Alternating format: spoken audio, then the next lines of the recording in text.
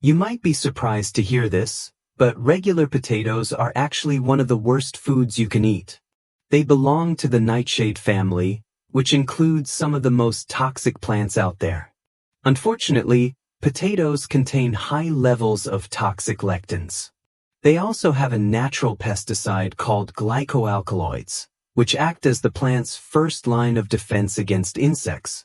These compounds damage cell membranes by attacking your body's cholesterol. It takes over 24 hours for your body to eliminate these glycoalkaloids. So, if you're eating potatoes in any form, you're accumulating a significant amount of these harmful toxins. Over time, this can contribute to serious health issues. But I get it, potatoes are tasty and hold a special place in many diets.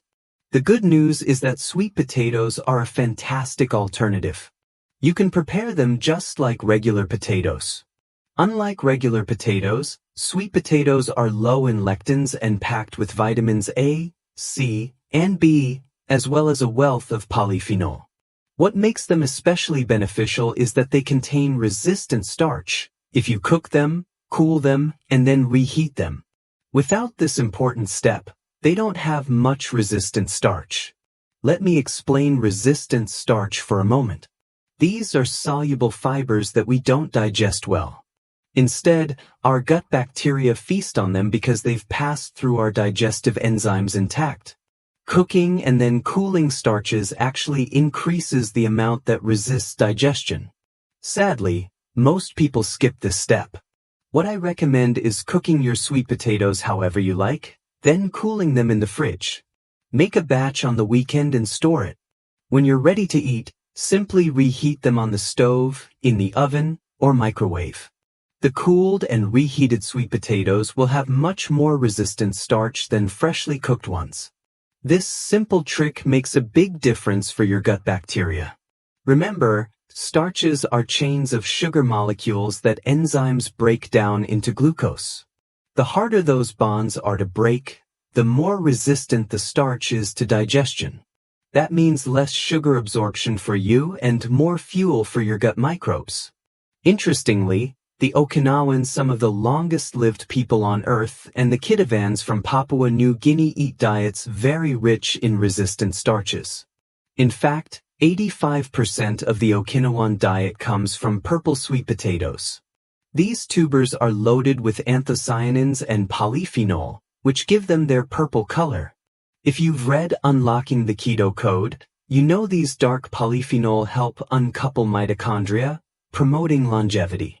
Plus, purple sweet potatoes are denser and harder to break down into sugars compared to regular sweet potatoes. So, two great reasons to seek out purple sweet potatoes. They're now widely available in most grocery stores and no longer an exotic food. Now, a quick note about naked mole rats.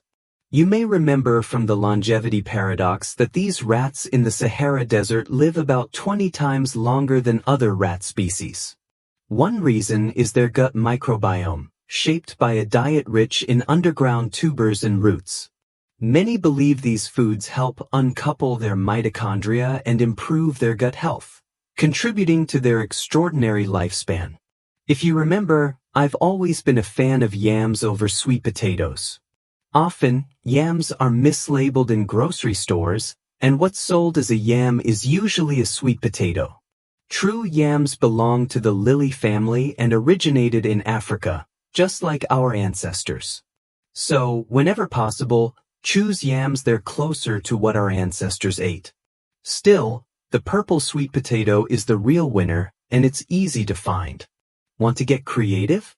You don't have to just bake them. Try spiralizing sweet potatoes into noodles. Kids love it, and they taste great. Make sweet potato fries in an air fryer just like you would with regular potatoes. You can even make sweet potato chips in your air fryer. They're delicious.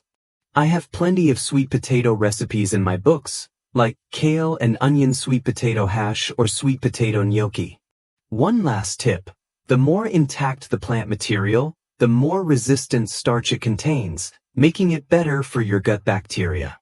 So, a yam that's cooked, cooled, and reheated will have more resistant starch than sweet potato flour or pasta, which are easier for your digestive enzymes to break down. Our great-grandparents ate starches in their whole form.